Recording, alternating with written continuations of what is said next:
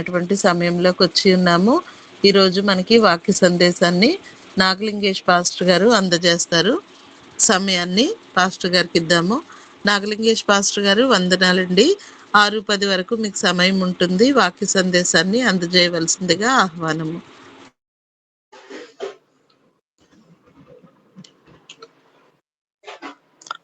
వందనాలక్క. ప్రార్థించుకుందాం.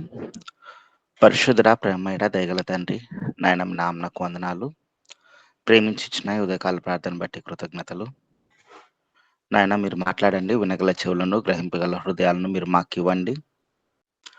ప్రతి విషయం నందును, ప్రతి సమయం నందును మీకు మహిమకరంగా జీవించటకు మరింతగా మీరు మాకు నేర్పండి. నాయన మీ వాక్యములను హత్తుకున్న వారమై, మా హృదయంలో ఎందుకు ఉంచుకొని వాటి ప్రకారం నడుచుకున్న వారమే పరలోక రాజ్యం చేరినంత వరకు మీ ఎందుకు కలిగి ఉన్నటువంటి విశ్వాసాన్ని వీడకు నిలిచినట్లుగా మీరే సహాయం ఇచ్చి తృప్తిపరచమని, మహిమ మీరు పొందుకోమని యేసునామమున ప్రార్థిస్తున్నాం మా తండ్రి.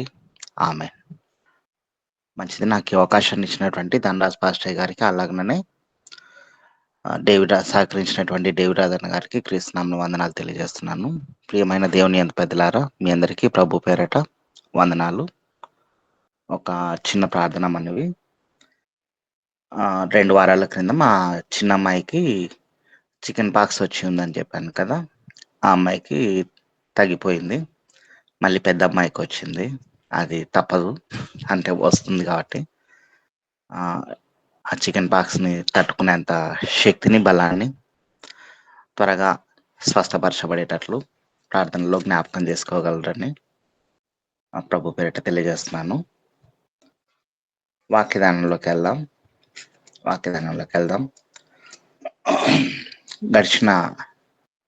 గడిచిన వారంలో ఆత్మహత్య చేసుకున్న వారు ఎలాంటి పరిస్థితి వస్తుంది అంటే మళ్ళీ మనం తీర్పు తీర్చినట్టుగా ఉండకూడదు, కానీ తీర్పు తీర్చినట్లయితే మళ్ళీ ఆ ఊరి అంటే ఆ సమస్యకు నేను బాధ్యత అవుతాను. అంటే నేను తీర్పు తీర్చినట్టు ఉండకూడదు కదా. మనం వాక్య ప్రకారం ఇలా ఉంది అని చెప్పుకున్నాము. అయితే ఈ వారం దాన్ని కంటిన్యూ చేసుకుంటూ కొంచెం ఇంకో విధంగా, ఎలా అంటే దేవుడు మాట్లాడింటే బాగుంటుంది కదా ఇలాంటి వారితో తగిన సమయమందు. ఆ సమయమందు సరే ఒక్కసారిగా ఆ చనిపోవాలనుకున్నటువంటి వారెవరో వాళ్ళని ఒక్క అడుగు దేవుని వైపు వేసింటే బ్రతికిచ్చేటోడు కదా అని అనుకున్నాం కదా. ఎందుకు దేవుడు ఆ ఒక్క అడుగు కూడా ఆయన వేయించలేడా ఇటు పక్కకి? అంటే దేవుడు మనుషులకు స్వాతంత్ర్యాన్ని ఇచ్చాడు. ఆ స్వాతంత్ర్యం తిరిగి ఆయన లాక్కోడు. మనకు స్వాతంత్రాన్ని ఇచ్చిన తర్వాత ఇప్పుడు మనమే ఉన్నాం. స్వాతంత్రాన్ని అంటే భారతదేశ స్వాతంత్రాన్ని బాగా అనుభవిస్తున్నాం. తిరిగి ఇంగ్లాండ్ వాళ్ళు వచ్చి ఇక్కడ మీరు ఇలా చేయాలి, ఇలా చేయకూడదు అని చెప్పేసి వాళ్ళు రూల్ చేయరు మనల్ని. దేవుడు అంతకంటే న్యాయవంతుడు. మనకు స్వాతంత్రాన్ని ఇచ్చిన తర్వాత ఎక్కడ ఏం చేయాలనేది దేవుడు ఇదిగో ఈ పద్ధతి ప్రకారం వెళ్ళాలి అని చెప్తాడు. వెళ్ళకపోతే ఇది జరుగుతుంది, వెళ్తే ఇది జరుగుతుంది అనేది కూడా మనకు తెలియజేస్తాడు. అలా తెలియజేసినప్పుడు దాన్ని మనం జాగ్రత్తగా చూసుకుని ఇటుపక్క అడిగేస్తున్నాం అనేది కావాలి. స్వాతంత్రాన్ని ఇచ్చాడు కాబట్టి దాన్ని లాక్కునే ప్రయత్నం దేవుడు చేయడు. అక్కడి నుంచి తప్పించుకోవడానికి మార్గాలను ఏర్పాటు చేస్తాడు. తప్పించుకోవడానికి ఆ శిక్ష నుండి లేదా ఆ సన్నివేశం నుంచి తప్పించుకోవడానికి మార్గాలు ఏర్పాటు చేస్తారు. దేవుని పిల్లలు అదే పనిగా అడుగుతూ ఉంటారు కదా. వారికి మరి ఎక్కువగా అవకాశాలు కనపడతా ఉంటాయి ఆ ప్రళయం నుంచి తప్పించుకోవటానికి. దీన్ని బేస్ చేసుకొని వాక్యాన్ని చెప్పుకున్నాం.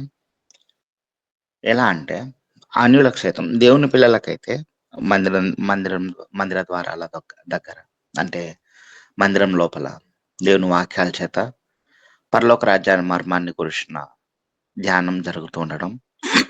అంటే దేవుడు అక్కడ ఉన్నటువంటి సేవకుల ద్వారా వాక్యాన్ని చెప్తూ ఉండడం. అంటే పరలోక రాజ్య మర్మాన్ని తెలియజేస్తూ ఉండడం జరుగుతుంది. అయితే అన్యులకు మనం చెప్పాల్సిందే. అన్యులకు మనం చెప్పవలసిందే. ఒకవేళ మనమే చెప్పలేనటువంటి పరిస్థితులలో ఉన్నారు అనుకోండి వాళ్ళు. మనం చెప్పినా వినలేదు అనుకోండి. దేవుడు అలా వదిలేస్తాడా? వదిలేయడు. ఆయన ఎప్పటికప్పుడు దేవుని గురించిన మర్మాలను అందరికీ తెలియచేయాలనే ఉద్దేశం, అందరూ తెలుసుకోవాలి అనే ఉద్దేశంతోనే ఉంటాడు. రోమాపత్రిక మొదటి అధ్యాయం 19వ వచనంలో దేవుడు ఏ విధంగా మాట్లాడతాడనేది ఒక 2 వచనాలు చూసుకుందాం. రోమాపత్రిక మొదటి అధ్యాయము. ఎందుకంటే అన్యులు తప్పిపోకూడదు. దేవుడి ఉద్దేశం రోమాపత్రిక మొదటి అధ్యాయం 19వ వచనంలో, ఎందుకనగా దేవుని గూర్చి తెలియశక్యమైనదేదో అది వారి మధ్య విషదమై ఉన్నది. దేవుడు అది వారికి విషదపరచెను. ఇంకో వచనం ఆత్మ తర్వాత, ఆయన అదృశ్య లక్షణములు అనగా ఆయన నిత్య శక్తియు దేవత్వమును జగదుత్పత్తి మొదలుకొని సృష్టింపబడిన వస్తువులను ఆలోచించడం వలన తేటబడుచున్నవి కదా. గనుక వారు నిరుత్తరులై ఉన్నారు, మరియు వారు దేవుని ఎరిగి ఆయన దేవునిగా మహింపరచలేదు, కృతజ్ఞతాస్తులు చెల్లింపను లేదు, కానీ తమ వాదముల యందు వ్యర్థులైరి. దేవుడు ఎప్పటికప్పుడు అన్యులు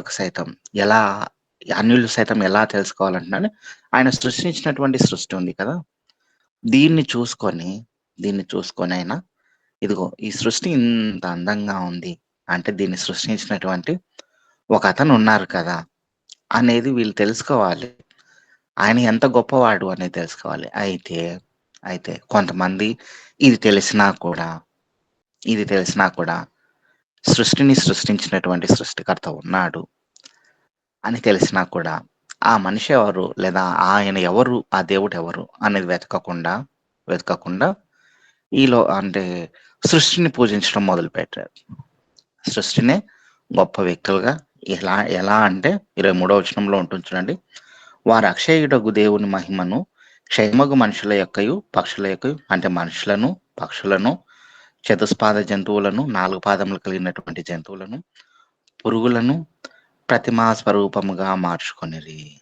అంటే వాటన్నిటికీ విగ్రహాలు ఏర్పాటు చేసుకుని మనుషులకు, పురుగులకు, చెట్లకు, జంతువులకు, ఇలా ప్రతి వాటికి ప్రతిమా స్వరూపంలో అంటే దేవుని యొక్క రూపంలో ఏర్పాటు చేసుకొని వాటికి పూజించడం మొదలు పెట్టేశారు. వాటిని సృష్టించినటువంటి దేవుణ్ణి పూజించమని చెప్పి దేవుణ్ణి వెతుకుతారు కదా అని చెప్పేసి దేవుడు అనుకుంటే, దేవుడు ఛాన్స్ ఇస్తే మనుషులకు, అన్యులకు, అది కాకుండా అంటే మనం కూడా అక్కడ ఉన్న వాళ్ళమే, అయితే దేవుడే మనల్ని లాక్కున్నాడు కాబట్టి వచ్చేసాం. ఇంకొంతమంది రాలేకున్నారు. రాలేనటువంటి వాళ్ళ పరిస్థితి ఏంటంటే, ఇది ఎందుకు రాలేకపోతున్నారు అంటే, సృష్టిని కనుగొనడం మానేసి సృష్టిని పూజించడం, సృష్టికర్తని కనుగొనడం మానేసి సృష్టిని పూజించడం, ఇలా మొదలు పెట్టేస్తా ఉన్నారు. తెలిసి కూడా కొంతమంది, తెలియక కొంతమంది. ఇలాంటి వారితో దేవుడు ఎల్లప్పుడూ మాట్లాడాలని ప్రయత్నం చేస్తూనే ఉంటాడు, వదలడు. ఎందుకంటే ఆయన న్యాయవంతుడు. ఏమి తెలియకుండా తీర్పు తీర్చేశాడని, అంటే అసలు దేవుని గురించిన జ్ఞానమే లేకుండా మనుషులకు తీర్పు తీర్చేశాడు అనుకో, వాళ్ళకి తీర్పు తీర్చేశాడు, ఆయన అన్యాయవంతుడు అవుతాడు కదా. అందుకే ఎప్పటికప్పుడు వీళ్ళకు చెప్తానే ఉంటాడు. సేమ్ ఒకవేళ ధర్మశాస్త్రం తెలియక చనిపోయారు, లేదా దేవుని గురించిన అసలు ధర్మశాస్త్రం కంటే ముందే, అంటే ఎవరు, మోషే రాసినటువంటి ధర్మశాస్త్రం కంటే ముందే చనిపోయారే అనుకో, మరి వాళ్ళ పరిస్థితి ఏంది? దేవుని గురించిన జ్ఞానం ఇంకా ఎలా వాళ్ళకి? అసలు సృష్టికర్తను వెతకలేనంత పరిస్థితిలో వాళ్ళు ఉన్నారు అని అంటే, రోమాపత్రిక 2వ అధ్యాయం 11వ వచనంలో చాలా క్లియర్గా ఉంటుంది చూడండి.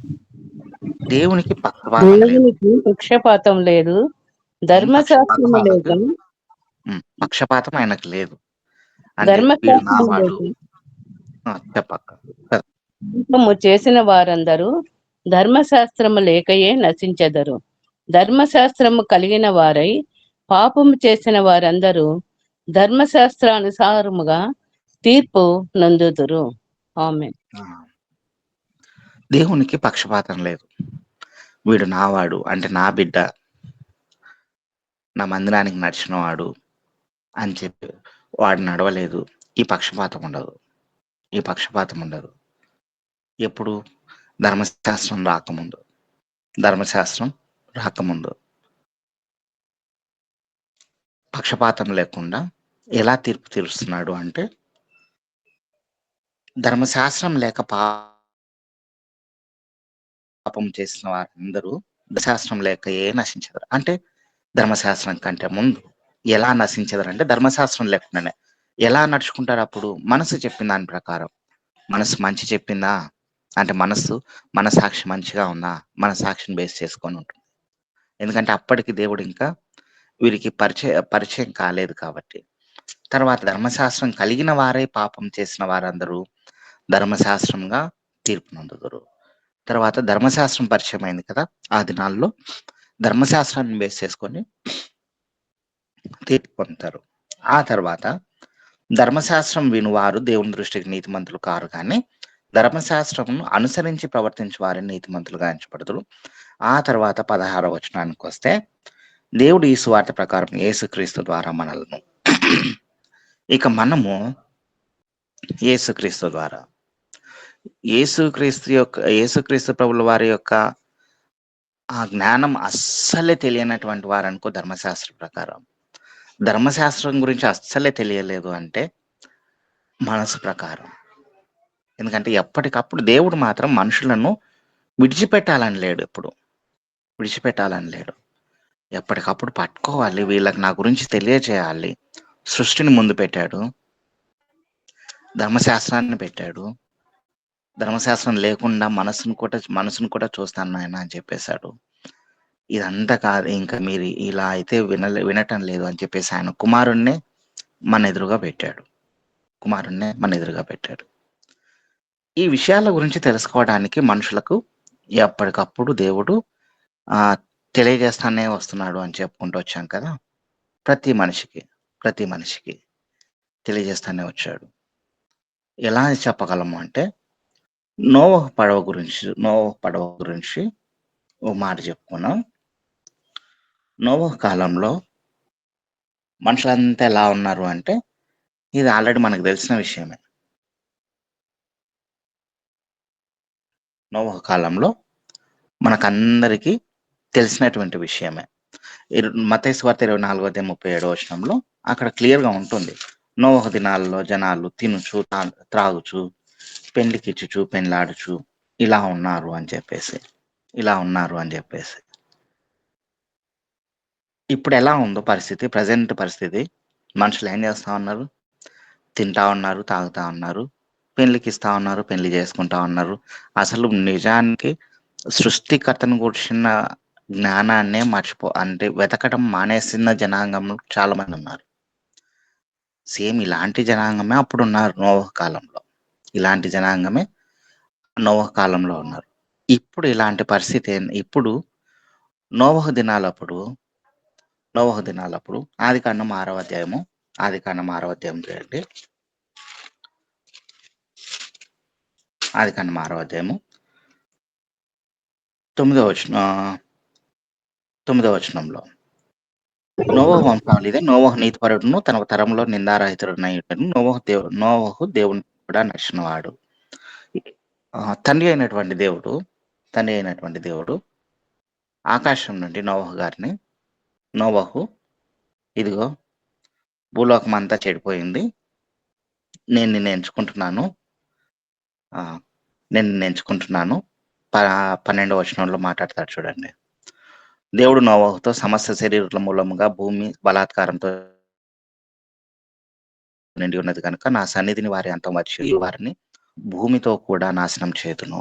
నోవహు, ఇదిగో అందరూ పాపం చేసేసారు, వారందరిని నేను సంహరించాలనుకుంటున్నాను, ఇదిగో నువ్వు మాత్రం తప్పించుకో అని చెప్పేసి అని చెప్పేసి నోవహు గారికి చెప్పారు. నోవహు గారికి మాత్రమే, నాయన నువ్వైతే నిందరహితుడుగా ఉన్నావు, నిన్ను నేను కాపాడుకోవాలి అని మాత్రమే చెప్తే మాత్రం దేవుడు అన్యాయస్తుడవుతాడు. ఎందుకంటే చెడిపోతున్నటువంటి వారికి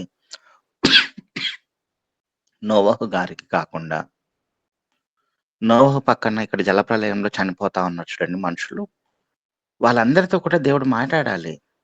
మాట్లాడి, అయ్యా మీరు చేస్తున్నది తప్పు, జాగ్రత్త పడండి, ఇదిగో ప్రళయం వస్తా ఉంది, నా గురించి తెలుసుకోండి, మీరు నిజంగా దేవుని తెలుసుకొని, నన్ను తెలుసుకొని మీరు మంచి మార్గంలోకి నడవాలి అని చెప్పకుండా ఇదంతా చేస్తే మాత్రం తప్పు. ఎందుకంటే వారందరికీ చెప్పాలి. తండ్రి అయినటువంటి దేవుడు ఎప్పుడు కూడా తప్పు చేయడు. ఆదికాండం 6వ అధ్యాయంలోనే చూడండి, 3వ వచనంలో ఉంటుంది, అప్పుడు యెహోవా నా ఆత్మ నరులతో ఎల్లప్పుడూ వాదించదు, వారు తమ అక్రమ విషయంలో నరమాతులై ఉన్నారు, అయినను వారి దినములు 120 ఏళ్ళ 120 సంవత్సరాలు ఒక్కొక్క మనిషికి ఆయుష్నిచ్చేశాడు. ఈ 120 సంవత్సరాలలో ఎప్పుడో ఒక్కసారి నా కోసం వెతుకుతారు కదా అని చెప్పి చూస్తే వెతకడం మానేశారు. పాపం చేయడమే పనిగా పెట్టేసుకున్నారు. పోనీ ఇంతటితో ఆగుతాడా దేవుడు? లేదు. మొదటి పేతురు గ్రంథం, పేతురు రాసినటువంటి మొదటి పత్రిక, ఎందుకంటే దేవుడు అన్యాయస్తుడు కాదు, ఎప్పటికప్పుడు మాట్లాడాల్సిందే. మొదటి పేతురు 3వ అధ్యాయం 19వ వచనం ఒకసారి చూడండి. 3వ అధ్యాయం 19వ వచనం, దేవుని దీర్ఘశాంతము ఇంకా కనిపెట్టుచుండినప్పుడు పూర్వము నోవహు దినములలో ఓడ సిద్ధపరచబడుచు ఉండగా అవిధేయులైన వారి యొద్దకు, అనగా చెరలో ఉన్న ఆత్మల యొద్దకు ఆయన ఆత్మరూపిగానే వెళ్ళి వారికి ప్రకటించను. హల్లెలూయా. ఎలా అంటే, నోవహు దినాలలో నోవహుతో మాత్రమే దేవుడు మాట్లాడలేదు. అయ్యా నోవహు, ఇదిగో నువ్వు మాత్రమే నిందారహితుడుగా ఉన్నావు, నేను నిన్ను మాత్రమే రక్షించుకుంటున్నాను, ఇక అందరినీ చంపేస్తా ఉన్నాను, నువ్వు నీ కుటుంబము రక్షింపబడాలి, కాబట్టి పడవలోకి వెళ్ళు అని చెప్పి ఒక్కసారిగా నోవహు దగ్గరకు వచ్చి చెప్పలేదు. అందరి దగ్గరికి వెళ్ళాడు. చూడండి, అందరి దగ్గరికి వెళ్ళాడు. దేవుని దీర్ఘశాంతము, మొదటి పేతురు 3వ అధ్యాయం 19వ వచనం, దేవుని దీర్ఘశాంతము ఇంకా కనిపెట్టుచుండినప్పుడు పూర్వము నోవహు దినములలో ఓడ సిద్ధపరచబడుచు ఉండగా, ఒక పక్క ఓడ సిద్ధపరచబడతా ఉంటే ఇంకో పక్క అవిధేయులైన వారి యొద్దకు, అనగా చెరలో ఉన్న ఆత్మల యొద్దకు ఆయన ఆత్మరూపిగానే వెళ్ళి వారికి ప్రకటించెను. అవిధేయుల యొద్దకు దేవుడు, చెరలో ఉన్న వారి యొద్దకు దేవుడు ఆత్మరూపకంగా వెళ్ళి ప్రతి ఒక్కరితో మాట్లాడుకుంటూ వచ్చాడు. అయ్యా నన్ను నమ్మండి, రక్షింపబడతారు, పాపం చేయొద్దు, నన్ను నమ్మండి అని చెప్పేసి. నోవహు గారు పడవ కడతా ఉంటే ఎంతమంది అనుకుంటారు పిచ్చి పట్టి కడతా ఉన్నాడు అని చెప్పేసి. ఎందుకంటే అప్పటికి వర్షం కురవలే, ఇంకా వర్షం అన్నదే తెలియదు జనాంగాని. ఎంతమంది పిచ్చోళ్ళు అనుకుంటారు. ఒక పక్క దేవుని ఆత్మ లోపల రగిలిస్తూ ఉంటుంది, అంటే చెప్తా ఉంటుంది ప్రతి ఒక్కరికి, అయ్యా ఇంత బాగా దేవుడు చెప్తా ఉన్నా కూడా వినలేదు. వినకుండా నోవహు చేసుకున్నటువంటి ఓడలోనికి వెళ్ళకుండా ఎవరు కూడా వారిని వారు రక్షించుకోలేక ఆ ప్రళయంలో మునిగి చచ్చిపోయారు. ఒక్కసారి ప్రళయం స్టార్ట్ అయినప్పుడు ఇప్పుడు ఏమనుకుంటారు జనాంగం? ఇంకా చనిపోకముందు నోవహు పడవలోకి లోపలికి వెళ్ళిన తర్వాత బయట ఉన్నటువంటి జనాంగం ప్రళయం స్టార్ట్ అయినప్పుడు ఏమనుకుంటారంటే, అయ్యో ఆ రోజే నేను దేవుని మాట వినింటే, దేవుడు ఆత్మరూపకంగా నాలోనికి వచ్చి మాట్లాడినప్పుడే నేను వినింటే ఎంత బాగుండేది. ఆ ఒక్క క్షణం దేవుని మాట వినింటే ఎంత బాగుండేది. ఆ ఒక్కరోజు దేవుని మాట వినింటే ఎంత బాగుండేది. ఇదిగో నేను ఆ పాపం చేస్తున్నప్పుడే దేవుడు నన్ను గద్దించాడే, ఆత్మ లోపలికొచ్చి మాట్లాడాడే, అప్పుడే నేను ఆపుకొనుంటే ఎంత బాగుండేది. ఎంత బాగుండేది. ఇదిగో నోవహు మాదిరి నేను ఒక పడవ ముందే కట్టుకొనుంటే ఎంత బాగుండేది. ఎంత బాగుండేది. దేవుడిని అడిగింటే పడవ కట్టుకోవడానికి నాకు కూడా పర్మిషన్ ఇవ్వని చెప్పి అడిగింటే ఎంత బాగుండేది. ఆ జ్ఞానం ఇవ్వు అని. నేను అడగలేకపోయానే అని చెప్పేసి ఎంత బాధపడింటారు మనుషులు ఆ కాలంలో. దేవుడు సమయాన్నిచ్చినప్పుడు, దేవుడు మనతో మాట్లాడుతున్నప్పుడు పడవలోనికెళ్ళే నోవహు మాదిరి మనం ఉండాలి. పడవలోనికెళ్ళే నోవహు మాదిరి. ఆత్మరూపకంగా దేవుడు మాట్లాడుతూ ఉన్నా కూడా వాటిని ఎలా వదిలేస్తా ఉన్నారంటే జనాంగం ఎలా వదిలేస్తున్నారంటే,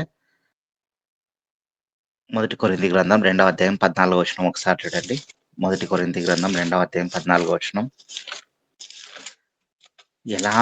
ఎలా దేవుని వాక్యాన్ని తీసుకుంటా ఉన్నారంటే, ప్రకృతి సంబంధి అయిన మనుషుడు దేవుని ఆత్మ విషయములను అంగీకరింపడు. అవి అతనికి వెర్రితనంగా ఉన్నవి. ఆత్మానుభవం చేతన వివేచింపదగును గనుక అతడు వాటిని గ్రహింపజాలడు. వెర్రితనంగా తీసుకుంటున్నారు జనాలు దేవుని వాక్యాలను చెప్తా ఉంటే. అంటే అన్యులకు చెప్పట్లేదు, అన్యులకు కాదు, సాధారణమైనటువంటి మనలాంటి విశ్వాసులకే. ప్రళయం ఒకటి వస్తా ఉంది, రెండవ రాకడ సమయం వస్తా ఉంది అని చెప్పి అంటే, అయినా కూడా దేవుడు వాక్యముల చేత మాట్లాడుతూనే ఉన్నాడు, ఆత్మ సంబంధమైన విషయాలు బోధిస్తూనే ఉన్నాడు అని తెలిసినా కూడా అవి వెర్రితనంగా తీసుకొని ఇంకను అంటే ఆ ఒక్కటి చేయకుండా ఉండింటే బాగుండేది అనే పదాలు ఎన్నున్నాయో మన జీవితాల్లో.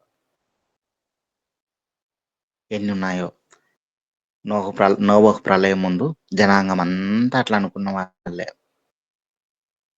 అంతెందుకు యూదా గారు అనుకోని ఉండరా? యూదా గారు యేసుక్రీస్తు ప్రభుల వారిని పట్టించిన తర్వాత అయ్యో ఆ ఒక్క తప్పు నేను చేయకుండా ఉన్నంటే అంతకుముందు ఎన్ని దొంగతనాలు చేసి ఉంటాడు. అంటే డబ్బు సంచి ఆయన దగ్గరనే ఉంది కాబట్టి, ఆయన దొంగగా కూడా పిలువబడ్డాడు కాబట్టి, ఆ ఒక్క తప్పు చేయకుండా ఉన్నంటే ఎంత బాగుండేది. నేను యేసుక్రీస్తు ప్రభుల వారిని పట్టించకుండా ఉన్నంటే ఎంత బాగుండేది అని అనుకునే ఉంటాడు. సంసోన్ గారు అనుకోని ఉండరా? అయ్యో ఆ ఒక్క స్త్రీ వ్యామోహంలో నేను పడకుండా ఉన్నట్టే బాగుండేది అని చెప్పేసి. కయ్యన్ గారు అంటే వీళ్ళందరూ దేవుడు మాట్లాడలేదా పడిపోయేటప్పుడు అంటే పతనం అయ్యే స్థితిలో యూదా గారు ఎలా చనిపోయారు? ఒక చోటేమో మత్తయి సువార్త 27వ అధ్యాయం 2వ వచనం ప్రకారం అయితే ఉరి పెట్టుకొని చనిపోయారు. అపొస్తల కార్యంలో 1వ అధ్యాయం 18వ వచనానికి వచ్చేసరికి, అపొస్తల కార్యం 1వ అధ్యాయం 18వ వచనం ఒకసారి చూడండి. 1వ అధ్యాయం 18వ వచనం. ఈ యూదా ద్రోహం వలన సంపాదించిన రూకలనిచ్చి ఒక పొలం కొనెను. అతడు తలక్రిందుగా పడి నడిమికి బద్దలైనందున అతని పేగులన్నీ బయటకి వచ్చను. ఎలా చనిపోయాడంటే పోయి ఉరి పెట్టుకున్నాడు. రూకలు పడేసిన దగ్గర నుంచి దేవుడు మాట్లాడుతూ ఉన్నాడు. ఎలా మాట్లాడతాడు అంటే పరిశుద్ధాత్ముడుగా ఆత్మరూపకంగా ఎలా మాట్లాడతాడు అంటే ఇదే అన్నమాట ప్రూఫ్. ఎలా అంటే రూకలు పడేసిన దగ్గర నుంచి ఆయన వచ్చి ఒక మనిషి నడిమికి కింద పడతానే నడిమికి బద్దలయ్యేంతగా ఉరి పెట్టుకున్నాడు. సరే, అక్కడి నుంచి కింద పడతానే సాధారణమైన ఇంటికి కానీ చెట్టుకు కానీ ఉరి పెట్టుకుంటే కింద పడతానే నడిమికి బద్దలై చనిపోడు మనిషి. చాలా ఎత్తుండాలి, చాలా ఎత్తుటి ప్రదేశానికి వెళ్ళి అక్కడి నుంచి కింద పడితే ఇంకా ఒకవేళ కర్మగాలి ఉరితాడు ఉరి వల్ల చనిపోకపోయినా కింద పడితే చనిపోతాం అనే ప్లేస్లోకి వెళ్తేనే తప్ప ఇదంతా జరగదు. ఇదంతా జరగదు. చాలా ఎత్తైన చెట్టైనా ఉండాలి, ఎత్తైన ప్రదేశంలో అయినా ఉరి పెట్టుకొని ఉండాలి. అక్కడి నుంచి ఉరితాడు తెగుతానే కింద బరువు మైలేక తెగుతానే కింద పడడం, నడిమికి బద్దలై చనిపోవడం. ఇది జరిగినట్టు. అయితే ఈ రూకలు పడేసిన దగ్గర నుంచి ఈ ఉరి పెట్టుకునేంత వరకు ఎన్ని అడుగులు ఆయన వేసింటాడు, ఎంతగా ఆయన నడిచింటాడు, ఎంతగా ఆయన మనసులోని తలంపులతో దేవుడు మాట్లాడింటాడు, సమయాన్ని ఇచ్చింటాడు. వెళ్ళవలసింది ఉరి పెట్టుకోవడానికి కాదు, వెళ్ళవలసింది దేవుని దగ్గరకు అని ఒక పక్క ఆత్మ మాట్లాడుతూనే ఉంటుంది ప్రతి మనిషితోనూ. ఏదైనా పాపం చేస్తా ఉన్నాము అంటే చేయవలసింది అది మంచిది చేయాలి అని చెప్పేసి ఇంకో పక్క ఆత్మ మాట్లాడుతూనే ఉంటాడు. ఎలా చెప్పగలమంటే, చాచిపెట్టి పిల్లలని చెంప మీద కొడతా ఉన్నాం అనుకో, ఈ చేయి చాపడానికి చెంప మీద చేపడ్డానికి ఈ మధ్యలో గ్యాప్ ఉందా? విశ్వాసులతో దేవుడు అయ్యో పిల్లాన్ని కొడుతున్నావు తప్పు. ఈ విషయం ఇంకా బాగా చెప్పుకోవాలంటే చాలా మందికి, ఒక కత్తి ఎత్తి మనిషిని పొడుస్తా ఉన్నాం అనుకో, ఈ కత్తి ఎత్తినప్పుడే మన దేవుడు మనతో మాట్లాడతాడు. అయ్యా నువ్వు చేస్తున్నది తప్పు, అక్కడ ఆగిపోవాలి. పరిశుద్ధాత్మ అదే మనకి క్షణ మాత్రంలోనే మాట్లాడతాడు. నువ్వు కత్తి తీసుకున్నావు తప్పు అని. ఆహా వినం చేయతడం తప్పు అని చెప్పేస్తాడు. వినం ఇంకా అది వచ్చి చేసే పాప మీద చేసేసి, లేదా కళ్ళు చూసినప్పుడే దేవుడు చూస్తా ఉన్నావు తప్పు అని చెప్పేస్తాడు. వినం. అప్పుడే మానేస్తే, చూడడమే తప్పు అని దేవుడు చెప్పినప్పుడే మానేస్తే, చెయ్యి ఎత్తడమే తప్పు అని దేవుడు చెప్పినప్పుడే మానేస్తే ఇటు వరకు తీసుకున్నారు. అయినా కూడా చనిపోవడానికి ముందు, ఇప్పుడు మొన్న విజయశాంతి రెడ్డి అక్కనే తీసుకున్నాం కదా, వాళ్ళ ఇంటి దగ్గర నుంచి చర్లపల్లి స్టేషన్ వరకు వెళ్ళడానికి ఎన్ని అడుగులు వేసింటుంది. పిల్లలని హాస్టల్ నుంచి తీసుకురావడం, ఇదంతా ఎంతగా నడుచుంటారు. ఈ సమయంలో దేవుడు మాట్లాడిండడు అనుకుంటున్నారా? నోవహు ప్రళయం ముందే దేవుడు విధేయులైన వారి దగ్గరకు, అసలు దేవుని గురించిన జ్ఞానం సరిగ్గా పక్కన పెట్టినటువంటి వాళ్ళ దగ్గరికి దేవుడు వెళ్ళాడు. ఇక అదే పనిగా మరణానికి వెళ్తున్నటువంటి వారి దగ్గరికి వెళ్ళడా? ఖచ్చితంగా వెళ్ళి ఒక పక్క బోధిస్తూనే ఉంటాడు, అమ్మ చేస్తున్న తప్పు అని. తెలుసుకొని పక్కకు అడిగేయాలి. ఇలానే ఏసావు దగ్గరికి దేవుడు ఆయన జ్యేష్ఠత్వం నమ్ముకున్న తర్వాత పెద్దగా కేక వేసి ఏడ్చాడు. అక్కడ జ్యేష్ఠత్వం నమ్ముకున్నాక కాదు, జ్యేష్ఠత్వం అమ్ముకున్న దగ్గర నుంచి వాళ్ళ నాన్న యాకోబును ఆశీర్వదించే అంతవరకు సమయం ఉంది. తనకి సమయం ఉంది. వెళ్ళి దేవుణ్ణి అడగలేదు.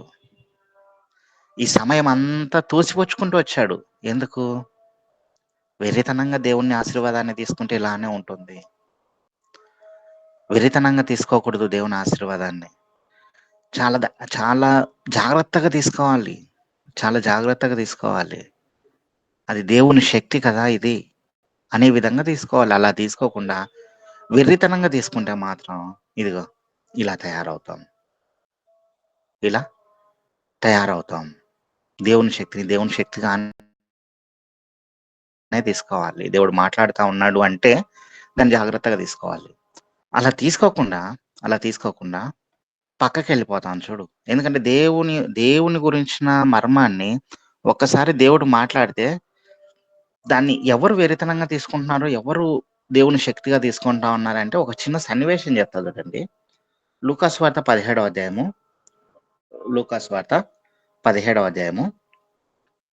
11వ వచనం ఒకసారి చూడండి. 11వ వచనం.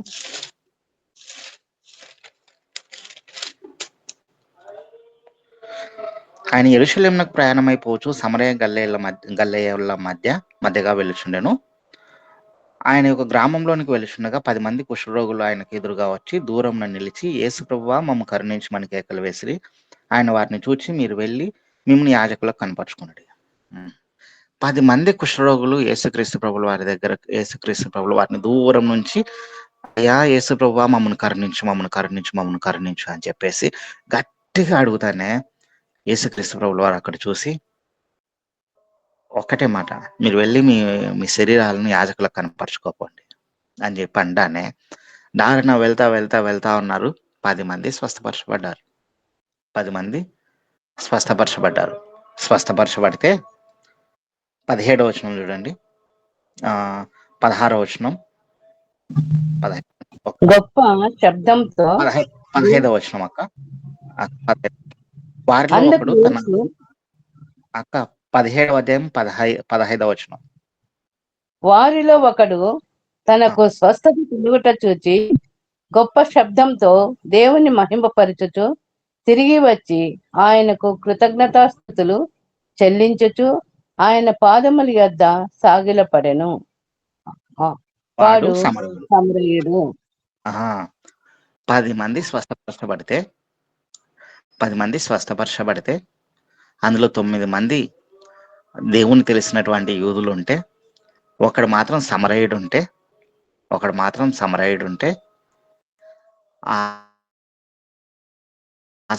వీళ్ళు వెళ్ళే దారిలో ఎంతగా దేవుని గురించిన మర్మాన్ని తెలుసుకొని ఉంటారు. అంటే దేవుని గురించిన మాటలు మాట్లాడుకుంటూ వెళ్ళింటారు. ఎందుకంటే స్వస్థపరచబడతా ఉన్నాం కదా ఇప్పుడు మనమని.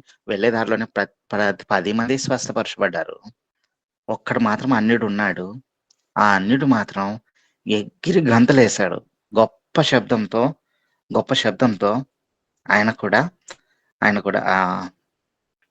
కృతజ్ఞతాస్తుతులు చెల్లించి పరవశించి ఆయన దగ్గరకు వచ్చి సాగిలపడ్డాడు. అప్పుడు యేసుక్రీస్తు ప్రభుల వారు అంటున్నారు కదా ఒక మాట, అందుకు యేసు, 10 మంది శుద్ధులేరు గారా, ఆ 90 ఎక్కడ?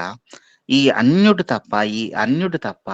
తప్ప దేవుని మహిమపరచుటకు తిరిగి వచ్చిన వాడెవ్వడును అగపడలేదా అని చెప్పి, అన్యుడు తప్ప మిగిలిన 9 మంది విశ్వాసులు ఉన్నారే, వీళ్ళల్లో 10 మందిని నేను స్వస్థపరిస్తే ఒక అన్యుడు మాత్రమే నా దగ్గరకు వచ్చి తిరిగి కృతజ్ఞతాస్తుతులు చెల్లిస్తా ఉన్నట్టు. మిగిలిన 9 మంది ఎక్కడ పోయినారు?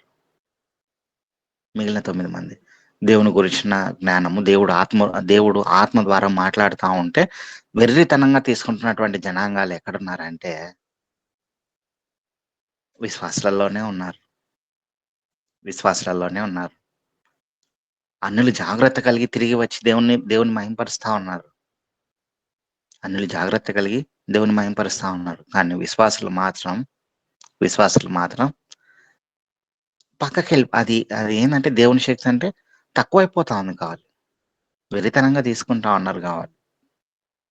అలా చేయకూడదు అని దేవుడు చాలా క్లియర్గా చెప్తా ఉన్నాడు. అన్యుడిని తీసుకొని వచ్చి మన మధ్య నిలవబెట్టి ఇలా చెప్తా ఉన్నాడు, అయ్యా ఈ అన్యుడు మాత్రమే నా దగ్గరకు వచ్చాడు. దేవుడు చెప్పిన మాట వినడానికి చాలా సమయాన్ని ఇస్తాడు. ఇప్పుడు 10 మంది నడవడానికి చాలా సమయం ఇచ్చాడు. చాలా సమయం ఇచ్చాడు దేవుడు. చాలా సమయం ఇచ్చినా కూడా రాలేకపోయారు. ఎలా ఉందంటే పరిస్థితి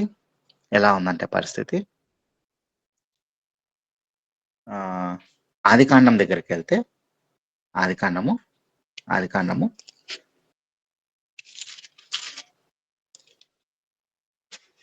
3వ అధ్యాయంలో దేవుడు సృష్టిని అంతా చేసి మనుషులకి ఇచ్చేసి అంటే ఆదాము అవ్వగారికి ఇచ్చేసి, మీరు పరిపాలించేయండి, అంటే ఇక్కడ వ్యవసాయం చేసుకోండి, పరిపాలించండి, మొత్తం అన్ని మీకే సంబంధం అని చెప్పేసి వెళ్తే 3వ అధ్యాయంలో సర్పం ఎంటర్ అవుతా ఉన్నాడు. 3వ అధ్యాయం 1వ వచనంలోనే, దేవుడైన యెహోవా చేసిన సమస్త భూజంతువులలో సర్పము యుక్తి గలదై ఉండెను. అది ఆ స్త్రీతో, ఇది నిజమా? ఈ తోట చెట్లలో దేని ఫలములనైనను మీరు తినకూడదని దేవుడు చెప్పెనా అని అడిగాను. దేవుడు ఏమైనా మీరు తినకూడదని దేవుడు చెప్పాడా అని అంటానే కరెక్ట్‌గా. ఆల్రెడీ ఒక్కసారి చెప్పాను. మళ్ళీ కూడా చెప్తా ఉన్నా. ఆహ్, ఇప్పుడు ఆ దేవుని యొక్క సృష్టిలో ఆదాము, హవ్వ, పశువులు, పక్షులు, చెట్లు, పురుగులు అన్నీ ఉన్నాయి. దేవుడు ఇవన్నీ ఏలండి అని చెప్పేసి అక్కడ చెప్పాడు. ఇక్కడ సర్పం ఉన్నట్టుండి ఎంటర్ అయ్యి వీళ్ళతో మాట్లాడడం మొదలుపెడితే, వెంటనే వీళ్ళు అంటే చాలా మంది ఇళ్లలో జరుగుతున్నటువంటి సాతానుగాడి ప్రవేశం ఇదే. సాతానుగాడి ప్రవేశం ఇదే. ఆదాం గారు వ్యవసాయానికెళ్లారు. అవ్వగారు ఇంట్లో ఉన్నారు. ఇంకొకరు వచ్చి మాట్లాడుతా ఉన్నారు. వెంటనే అవ్వగారు అనాల్సినటువంటి మాట, "అసలు నీకు ప్రవేశం లేదు కదా! మా ఇంట్లో ఎందుకొచ్చావు? నీకు ప్రవేశం లేదు కదా! మా ఇంటికెందుకొచ్చావు? అసలెవరు నువ్వు? మొదటగా బయటకెళ్ళు." ఇది అనాలి గదా! ఇది అనాలి గదా! డోర్ తెరిచి పెట్టకూడదు కదా! సాతానుగాడు రావడానికి. అవ్వగారు సాతానుగాడు వచ్చి మాట్లాడగానే, అవునా! ఇది నిజమా! అని అంటానే కుటుంబ సమస్యలన్నీ థర్డ్ పర్సన్‌కి అంటే ఇంకొక వ్యక్తికి చెప్పడానికి డోర్స్ ఓపెన్ చేసి మొత్తం చెప్తా ఉంది. అవును. ఆ పళ్ళు తినొద్దని చెప్పాడు. మన కుటుంబ సాంప్రదాయాలు ఏవైతే ఉన్నాయో అవి మూడవ వ్యక్తికి తెలియకూడదు. కుటుంబ పద్ధతులు, కుటుంబ కండిషన్‌లు ఏవైనా ఉండొచ్చు భార్యాభర్తల మధ్య. ఆ కుటుంబ తండ్రి కూడా ఏర్పాటు చేశారు కదా! ఇక్కడ కండిషన్స్. ఈ కండిషన్స్ అన్నీ ఇంకొక వ్యక్తికి మనం చెప్పడానికి లేదు కుటుంబ పరిస్థితులు. కుటుంబంలో ఏమైనా మాట్లాడుకోవచ్చు. సాతానుగాడు వచ్చి ఎంటర్ అవుతానే చాలా మంది కుటుంబాలలో జరుగుతున్నటువంటి సందర్భాలు ఇవే. కుటుంబ పరిస్థితులు వెంటనే బయట వ్యక్తులకి చెప్పేస్తా ఉన్నారు. ఇక్కడ అవ్వగారు కూడా అదే చేశారు చూడండి. అవునా! ఇది నిజమా? ఈ తోటలో ఏదైనా ఫలాలు తినకూడదా అని చెప్పాడా అంటే, రెండో వచనంలో అందుకు స్త్రీ, ఈ తోట చెట్ల ఫలములను మేము తినవచ్చును. అయితే తోట మధ్యనున్న చెట్టు ఫలములను గూర్చి దేవుడు మీరు చావకున్నట్లు వాటిని తినకూడదనియు, వాటిని ముట్టకూడదనియు చెప్పెనని సర్పముతో చెప్పెను. ఎందుకు కుటుంబ పరిస్థితులన్నీ ఇంకో వ్యక్తికి చెప్తా ఉన్నారు? మొబైల్స్ వచ్చిన తర్వాత మరీ ఎక్కువగా చెప్తా ఉన్నారు. కుటుంబ పరిస్థితులన్నీ పక్కన వాళ్ళకి. చెప్పకూడదు కదా! చెప్పకూడదు కదా! అది కాదు కదా గ్రంథం నేర్పించింది. అలా చెప్పే కదా అవ్వగారు మోసపోయారు. ఇలా చెప్పగానే ఆఖరకు ఆ పండు తిన్నారు. తిన్న తర్వాత ఆదాం గారొచ్చారు. ఆదాం గారు గూడా తిన్నారు. ఇదంతా జరిగిపోయింది. సాయంకాలమున తండ్రి అయినటువంటి దేవుడు అలా నడుస్తూ వాళ్ళతో మాట్లాడడానికి వచ్చాడు. ఇదంతా తెలియదా దేవుడికి? తిన్నారు అని తెలుసు. ఇప్పుడు వచ్చి ఆదామా ఎక్కడున్నావు అంటే, ఈ సమయమంతా ఎందుకిచ్చాడు దేవుడు? ఈ సమయమంతా ఎందుకిచ్చాడు? చేసిన పాపాన్ని కనుక్కొని, గుర్తెరిగి, అయ్యా! మేము పాపం చేశామని వచ్చి రాగానే ఆయన పాదాల మీద పడిపోవాలి. ఆయన పాదాల మీద పడిపోవాలి. ఇది కదా వెరితనం అంటే. పడిపోకుండా ఇదిగో ఒకరి మీద ఒకరు నిందలు వేసుకోవడం. పశ్చాత్తాపపడి ఆయన పాదాల మీద పడితే ఆయన క్షమించి, నాయనా ఇలా అలా చేయకూడదు కదా! ఎందుకు చేశారు? ఇదిగో అలా చేశారు సరే అని చెప్పేసి ఆయన నిర్ణయం ఏదో ఆయన అప్పుడు ప్రకటించేస్తాడు కదా! అది ఎక్కడ పోయింది స్వభావం? తప్పును ఒప్పుకొని పాపాలను క్షమించమని చెప్పేసి ఆ పాపం చేయకుండా తిరిగి పరిశుద్ధులుగా జీవించే తత్వం ఎక్కడ పోయింది? ఎక్కడ పోయిందంటే వెరితనంగా తీసుకుంటా ఉన్నాం దేవుని యొక్క మాటలను. వెరితనంగా తీసుకొని పాపాలు చేయడం మొదలుపెట్టేశారు. ఆదామవ్వ గారు చేసినటువంటి తప్పిదం కూడా అదే. వచ్చి దేవుడు వస్తానే పాదాల మీద పడిపోయి, అయ్యా! మమ్మల్ని క్షమించండి అని చెప్పేసి పాదాల మీద పడిపోవాలి. పడలేదే. ఎంత సమయాన్నిచ్చాడు తెలుసా దేవుడు? ఎంత సమయాన్నిచ్చాడు? పండు తిన్నాక ఇద్దరు వాళ్ళు ఆకులు కట్టుకునేంత వరకు ఆకులు కట్టుకొని ఒకరికొకరు దాక్కునేంత వరకు సమయం ఉంది. ఈ సమయంలో ఎంతగా దేవుడు ఆత్మరూపంగా మాట్లాడింటాడు. ఎదురుగా ఉండకపోవచ్చు కానీ, ఆత్మ ద్వారా ఎంతగా మాట్లాడింటారు. అయినా కూడా హుహు. ఆ పక్కన అధ్యాయమే చూడండి. ఆ పక్కన అధ్యాయమే 4వ అధ్యాయము 4వ అధ్యాయము 7వ వచనం చూడండి. నీవు సత్క్రియ చేసిన యెడల తలనెత్తుకొనవా. 8వ వచనం 7వ వచనం నుంచి, నీవు సత్క్రియ చేసిన యెడల తలనెత్తుకొనవా, సత్క్రియ చేయని యెడల వాకిట పాపం పొంచియుండును, నీ ఎడల దానికి వాంఛ కలుగును, నీవు దాన్ని ఏలుదువనెను. 8వ వచనం వచ్చేసరికి, కయీను తన తమ్ముడైన హేబెలుతో మాట్లాడెను. వారు పొలంలో ఉన్నప్పుడు కయీను తన తమ్ముడైన హేబెలు మీద పడి అతనిని చంపెను. దేవుని దగ్గరకు వీళ్ళు వాళ్ళ బలిని తీసుకొని వచ్చారు. అక్కడి నుంచి తిరిగి పొలంకి వెళ్ళేంత వరకు దేవుడు కయీనుతో ఎంతగా మాట్లాడింటాడు. తోటలో ఉన్నప్పుడు పొలంలో పనిచేస్తా ఉన్నారు కదా హేబెల్ ఆల్రెడీ. అక్కడికి వెళ్ళేంత వరకు కయీనుతో ఎంతగా మాట్లాడింటాడు దేవుడు ఆత్మరూపకంగా. నీ మనసులో పాపం ఉంది, దాన్ని తీసేయాలి, ఇది ఇలా చేయకూడదు అని చెప్పేసి ఆల్రెడీ చెప్పాడు. అవే మాటలు గుచ్చుకుంటా ఉంటాయి లోపల పాపం చేయడానికి వెళ్తా ఉన్నప్పుడు. వినలేదే, వినకుండా హేబెల్ దగ్గరికి వెళ్ళి చంపేశాడు. చంపింది కాక తిరిగి మళ్ళీ అంటే నేనేమైనా కాపలా ఉన్నానా అని చెప్పేసి దేవుని దగ్గరనే మాట్లాడడం మొదలుపెట్టాడు. మనుషులు ఇక్కడే నిర్లక్ష్యం చేసుకుంటా ఉన్నారు. దేవుడు ఏదైతే మనం పాపం చేయాలని లేదా మరణించాలని అంటే ఈ లోకపు జీవితం బలవంతంగా ముగించాలనుకుంటున్నప్పుడు యూదా గారికి అక్కడికి వెళ్ళేటప్పుడే దేవుడు మాట్లాడింటాడు. ఏశావు గారితో తండ్రి యాకోబును ఆశీర్వదించకంటే ముందే దేవుడు మాట్లాడింటాడు. కయీను గారితో తోటకెళ్లే మార్గంలోనే ఆదాము అవ్వలతో దేవుడు సాయంకాల సమయంకి వచ్చే ముందే ఇదంతా సమయాన్ని ఇచ్చింది. ఆఖరికి నోవహు జల ప్రళయం కంటే ముందు జనాంగానికి 120 సంవత్సరాలు ఇచ్చింది. మనుషుల ఆయుష్ 120 సంవత్సరాలు ఇచ్చింది. ఇదంతా ఆత్మరూపకంగా ఆయన మాట్లాడడానికి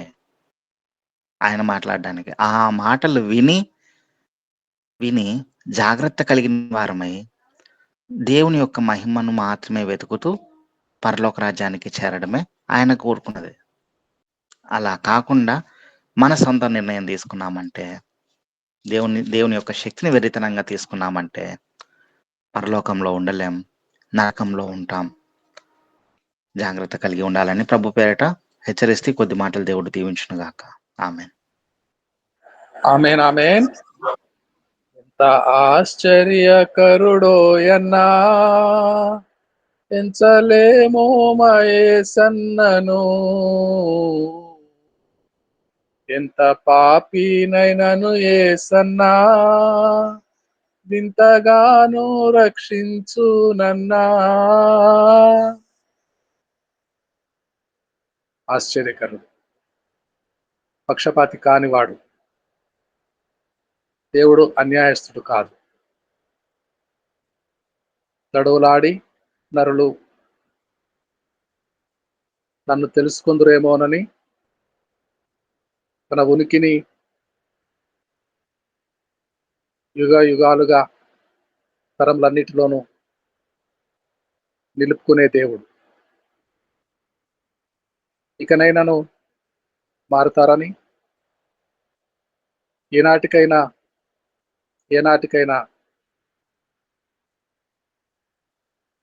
మారుతారని, దేవునిగా మహిమపరుస్తారని, ప్రతి ఒక్కరికి అవకాశములు వెంబడి అవకాశములు దయచేస్తాడని చక్కని వాక్యం ద్వారా మనకు బోధపరిచిన పాస్టర్ నాగలింగేష్ గారికి హృదయపూర్వకమైన ధన్యవాదాలు తెలియజేస్తున్నాము. మీ పెద్ద కుమార్తె గురించి మానక ప్రార్థన చేస్తున్నాము, ప్రార్థనలో జ్ఞాపకం చేసుకుంటున్నాము. అయ్యగారు వందనాలండి. వందనాలండి.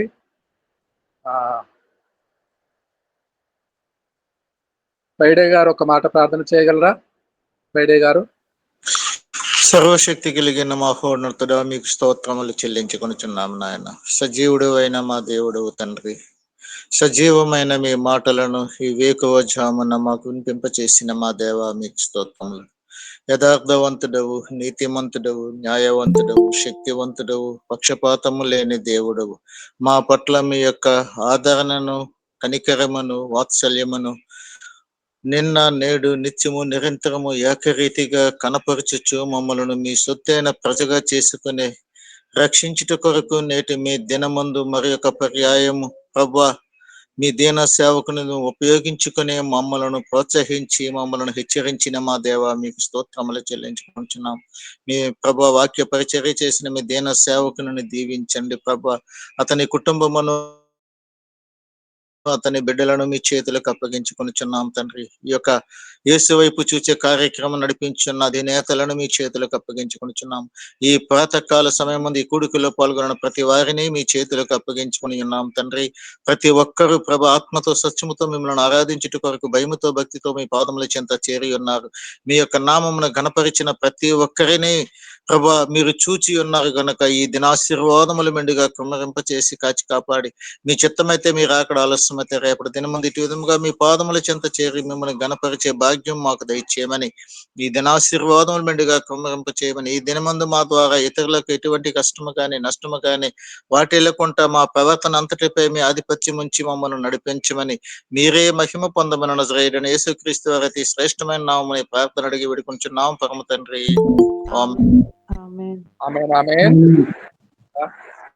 ప్రార్థన చేసి వేడుకున్న పాస్టర్ గారు బాపు బైడే గారికి వందనాలండి, కృతజ్ఞతలు. వందనాలండి అయ్య గారు, వందనాలండి. ప్రభు రేపిన ప్రార్థన చెప్పుకుందామా? పరలోకమందున్న మా తండ్రి,